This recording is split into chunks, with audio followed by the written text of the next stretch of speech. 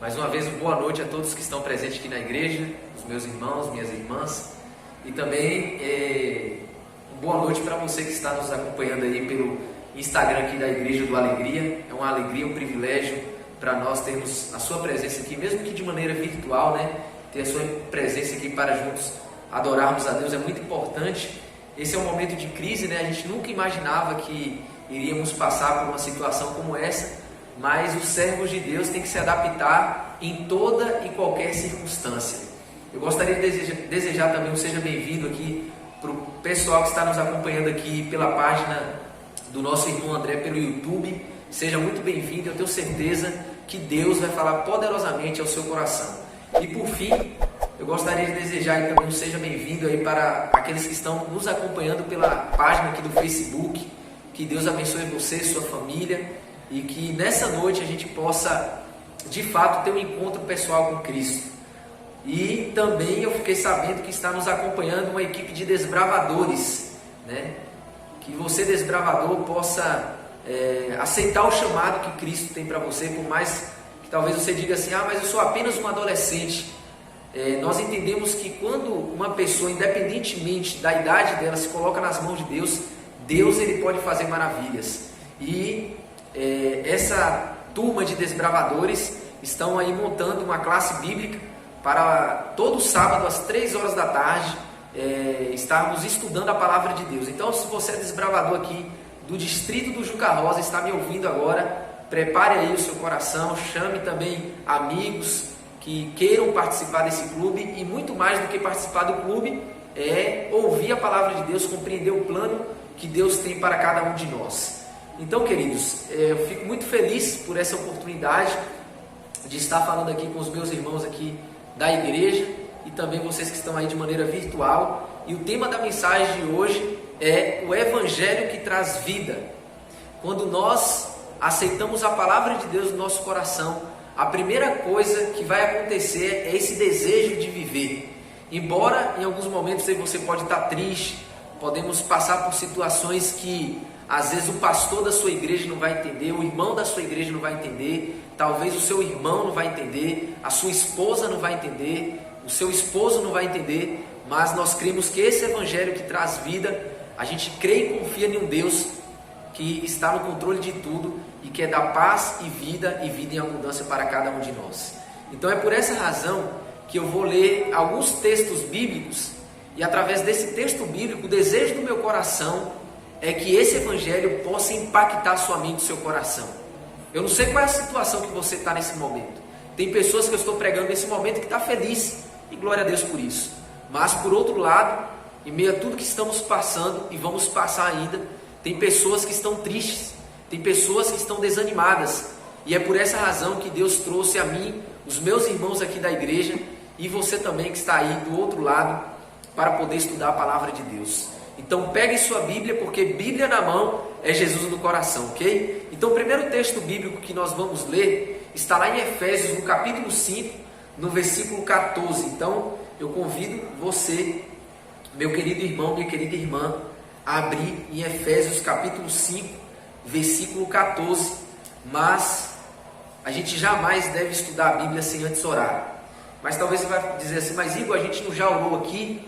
Mas tem um momento específico, quando você abre a palavra de Deus, você vai interceder para que o Espírito Santo possa clarear a sua mente e o seu coração.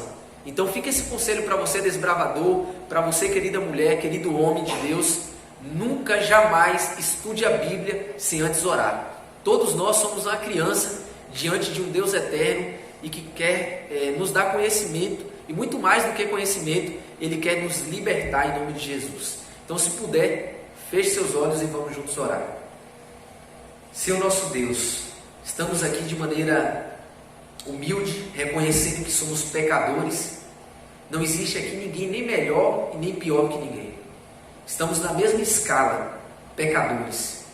Mas quando um pecador se arrepende, se entrega, se humilha diante de Ti para entender a Tua palavra, o Senhor vai colocar essa semente, que é a Tua palavra, nos nossos corações, e esse evangelho vai produzir vida e vida em abundância. Mas para isso, Senhor, A gente precisa aprender na tua palavra e praticar a tua palavra. Nesse exato momento, Senhor, é pecador falando para pecador.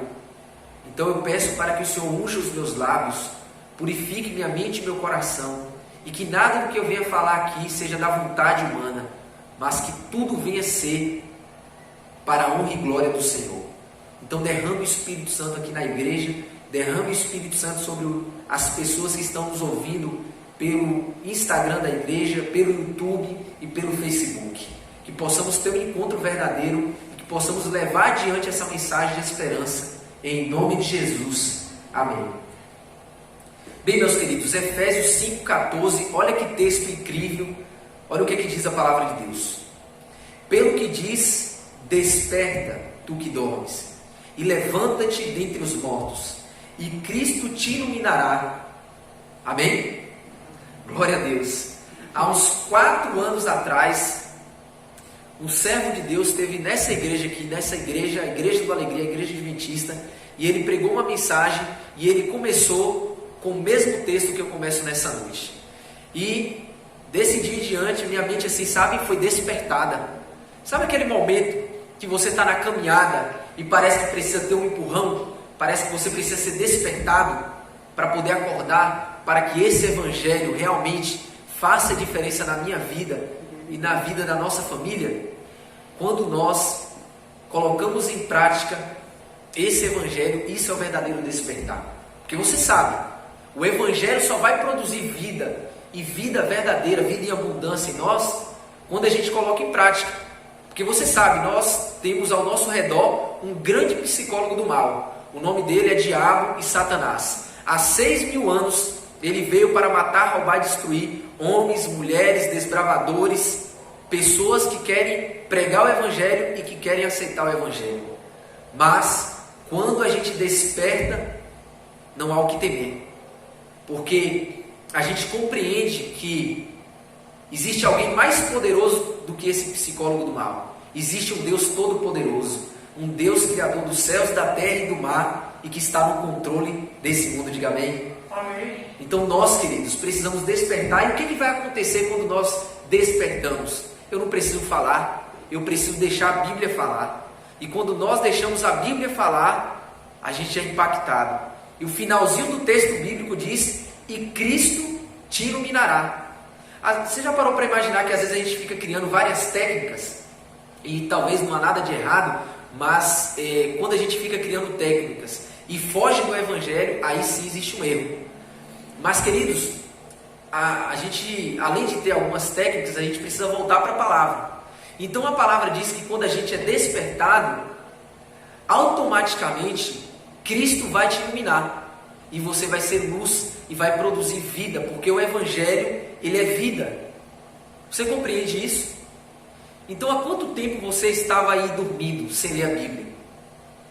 Você está percebendo que é o evangelho que está falando com você? Ou seja, esse despertar não é simplesmente você estar dormindo, nossa, eu dormi 8, 10, 12 horas, dormi demais. Não, não é isso que a Bíblia está querendo dizer. A Bíblia está falando no sentido espiritual. A gente está passando por uma crise pior do que essa crise do coronavírus. A maior crise que existe nesse planeta é pessoas que acordam sem ler a palavra. A maior crise que existe espiritual é pessoas que vão dormir sem ler a palavra. Mas louvado seja o nome de Deus, porque através de Efésios capítulo 5, versículo 14, está dizendo para mim e para você que a gente precisa despertar. E aí, se prepara, amigo, porque você será uma luz nesse mundo em meias trevas. Se prepara. Por que se prepara? Porque ao mesmo tempo que você vai trazer, você vai levar conforto, esperança, você também será perseguido. Quando você começa a aceitar esse evangelho que produz vida, as pessoas no seu trabalho, as pessoas na faculdade, as pessoas talvez no clube até mesmo que você está de desbravadores, pelo fato de você estar querendo viver intensamente a palavra de Deus, nem todas as pessoas no clube vão compreender o porquê que você está tão animado, querendo, sabe, trabalhar, querendo levar essa mensagem adiante. As pessoas vão te chamar de quê? Da mesma forma que chamou Noé. É um fanático, é um bitolado. Já ouviu alguém falando assim? porque você aceitou o Evangelho, porque você quer transmitir esse Evangelho, mas querido, não há o que temer, porque se você está dentro do plano, você está centrado ali no plano de Deus, Jesus Cristo diz assim para você nessa noite: bem-aventurados sois vós que sois perseguidos. E Deus, Ele tem uma obra gigantesca daqui para frente a fazer. E Ele precisa de você, desbravador. Ele precisa de você, mulher. Ele precisa de você, querido homem. Deus, Ele quer salvar a sua família. E às vezes a gente diz assim: ah não, mas vai ser alguém de fora. Não, Noé, ele salvou a si mesmo ao aceitar a palavra de Deus, e automaticamente Noé conseguiu salvar a sua família do dilúvio. A Bíblia diz que em breve não haverá mais dilúvio, mas esse mundo, ele será destruído com fogo. Mas se você está apegado em um evangelho que produz vida, se prepare, porque nós subiremos e viveremos eternamente para a honra e glória de Deus. Amém? Amém. Queridos, tem outro texto bíblico muito importante, já que a gente está falando de um evangelho que gera luz. Eu gostaria de compartilhar o que está lá em João capítulo 8, versículo 12, é o penúltimo texto que a gente vai ler. O evangelho de João é um evangelho assim fantástico, porque depois que Jesus salvou uma mulher, uma prostituta, que estava prestes a ser apedrejada, Jesus Cristo, depois de ter aquele encontro, olha o que Jesus falou em João 8, versículo 12.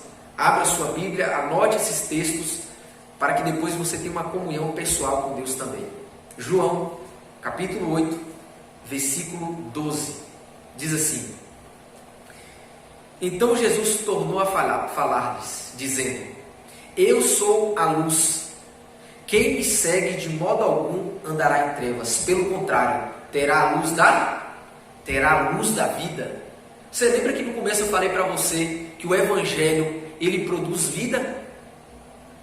Eu não estou dizendo para você que vai ser todos os dias que você, sabe, vai estar feliz, animado, para cima, alto astral. Não. Pelo fato da natureza pecaminosa estar dentro de mim e de você, é natural que em alguns dias você esteja triste, você esteja aflito. Só que Jesus diz assim: filho, filha, eu sou a luz, me siga. Tem alguns momentos da sua vida que você não vai compreender algumas coisas.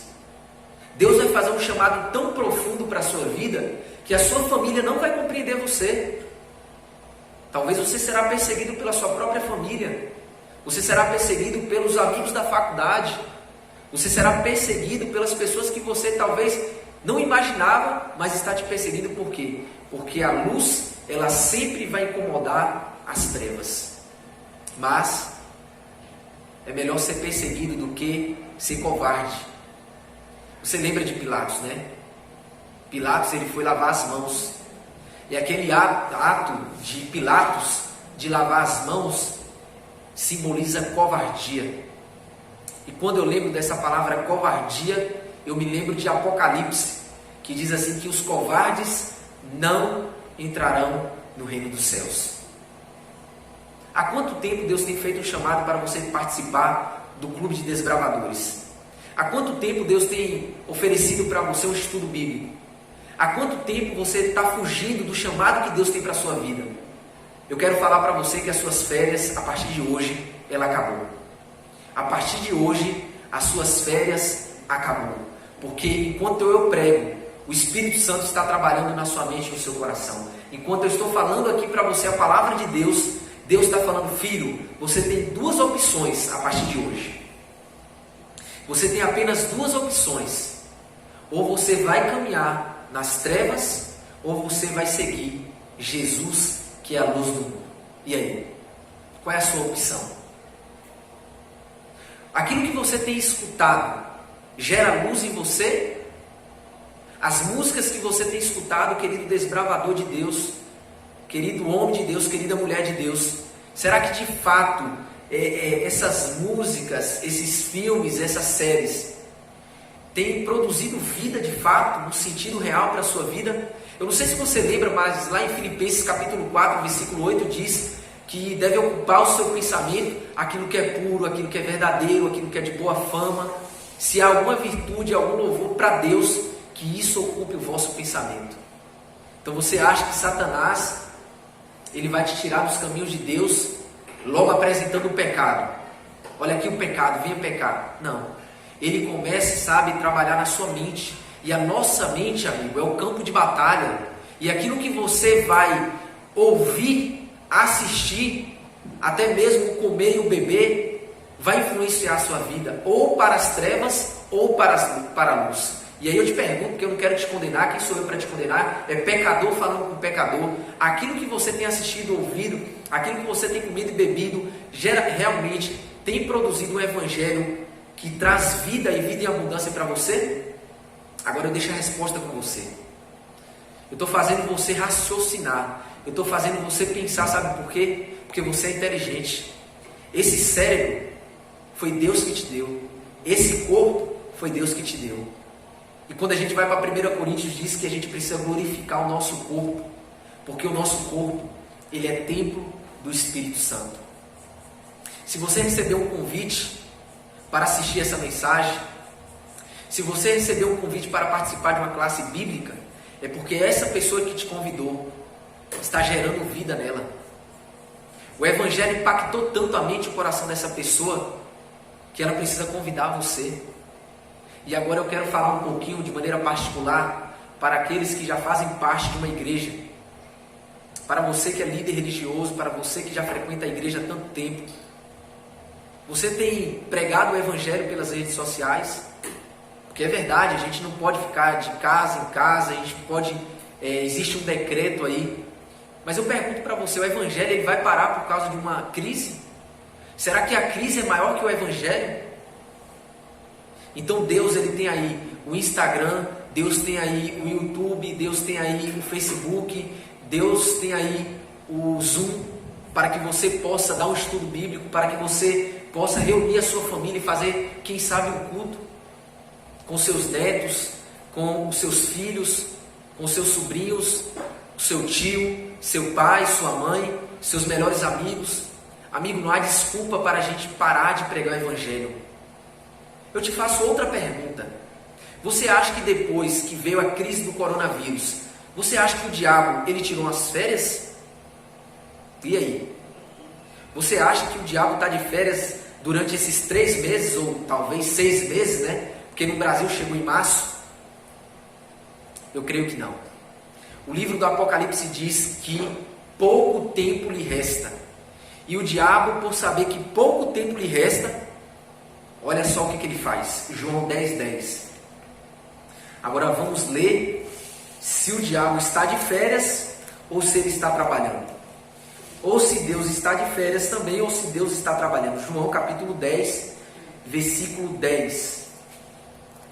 João 10:10 é um texto incrível, é conhecido no meio evangélico, muito conhecido, e olha o que diz a palavra de Deus.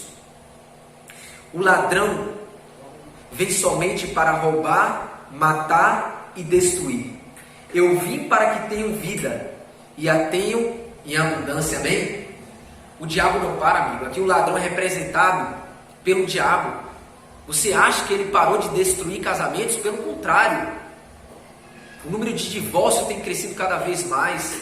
O número de pessoas dependentes no álcool, na maconha, na cocaína, nas prostituições tem crescido cada vez mais. Sabe por quê? Porque o diabo não tira férias.